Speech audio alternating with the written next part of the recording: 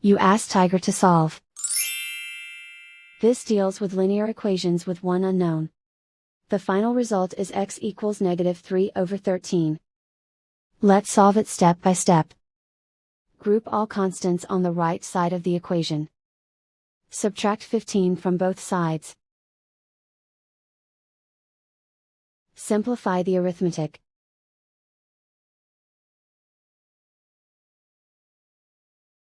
Isolate the x.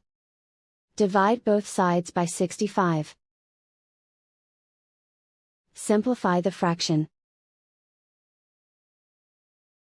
Find the greatest common factor of the numerator and denominator.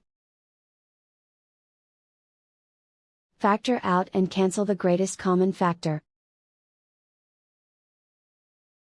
And so the final result is x equals -3/13.